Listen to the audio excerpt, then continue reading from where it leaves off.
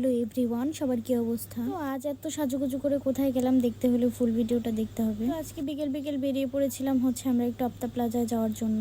আমরা তিনজন যাচ্ছিলাম। আমি শাড়ি পরেছিলাম আর ওরা দুজন ম্যাচিং ম্যাচিং ড্রেস পরেছিল। তুমি ওদের ড্রেস দেখে আমি বলছিলাম যে আমি যেহেতু একা একা শাড়ি পরবো সো আমি যাবো না। আমি চিন্তা করলাম যে না, একটা লাল শাড়ি যেহেতু পরতে চাচ্ছিলাম অনেকদিন ধরেই, তো আজকে পরেই ফেলি। ড্রেস পরেছে তো কি হয়েছে, আমি আমার মতো শাড়ি পরে যাই। যদিও ওদের মধ্যে একটু অকওয়ার্ড লাগছিল, ওরা দুজন ড্রেস পরা আমি শাড়ি পরা, কিন্তু কি করে দেখতে দেখতে আমরা চলে আসলাম আপ্তা প্লাজার সামনে। আর এটার পুরো নাম পদ্মা রিভার ভিউ, মানে এটা restaurant, resort and convention hall. আর আমাকে এই শাড়িতে এবং এই লুকে কেমন লাগছে সবাই অবশ্যই কমেন্ট করে জানাবেন। অনেকদিন ধরে ইচ্ছা ছিল একটা লাল টুকটুকে শাড়ি পরে একটু ছবি টবি তুলবো। রিক্সা থেকে নামার পর আমার কুচিগুলো এলোমেলো হয়ে গিয়েছিল আর কানের দুলগুলো খুলে যাচ্ছিল বারবার, এই জন্য আমি ঠিক করছিলাম। এরপর কিছু ভিডিও নিয়ে নিয়েছি আমরা। আর ওয়েদারটা কিন্তু অনেক জোস ছিল। যখন বাসা থেকে বের হই তার আগ দিয়ে একটু বৃষ্টি বৃষ্টি ভাব ছিল, কিন্তু আমরা যখন বাসা থেকে বের হই তারপর কিন্তু ওয়েদারটা একদম সুন্দর হয়ে যায়, মানে রোদ উঠে পড়েছিল। আর আমরা তিনজন মিলে অনেক মজা করেছি, নানান বিষয় নিয়ে হাসাহাসি করছিলাম আমরা। ওদের দুজনকে কিন্তু অনেক বেশি কিউট লাগছিল আমার কাছে। আর সুন্দর করে সাজতে পারলে, শাড়ি পরতে পারলে আমি কিন্তু চুলটা বাঁধতে পারি না, কারণ আমার কাছে অনেক কষ্টকর লাগে।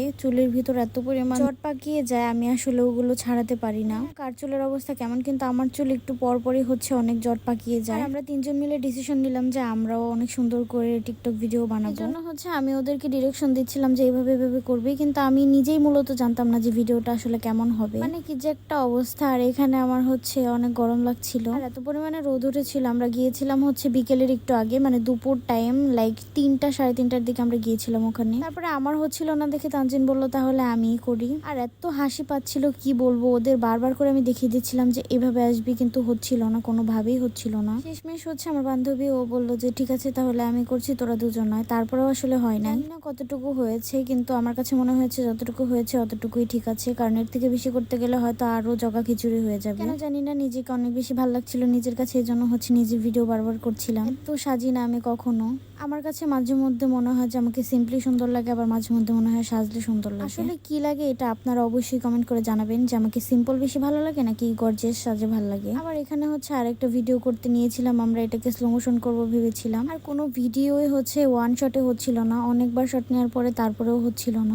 আমরা অনেক ছবি এবং ভিডিওস করার পরে চিন্তা করি যে এখন আমরা বাসায় চলে যাব কিছু খাওয়া দাওয়া করে। আর এটা রেস্টুরেন্ট হলেও কিন্তু সব ধরনের খাবার এখানে অ্যাভেলেবেল নেই, এই জন্য আমরা বাহির থেকে খাওয়ার চিন্তা ভাবনা করলাম যে এখান থেকে কিছু কিনে নিয়ে যাব। আর যেহেতু আমরা এখানে বেশিক্ষণ লেট করবো না, এই জন্য খাবার এখান থেকে কিনে নিয়ে চলে যাব। আর আমাদের কোক অনেক ভালো লাগে, ওই দোকানটায় মোজো আমরা পাইনি, এই জন্য কোকা কোলা নিয়ে নিয়েছিলাম। কোকা কোলা নেওয়ার পরে ভাবলাম যে চিপসও নিয়ে নিই। আর এই রিং চিপ গুলো কিন্তু আমার কাছে অনেক বেশি ভালো লাগে। এটা আঙুলের মধ্যে ছোটবেলায় ঢুকিয়ে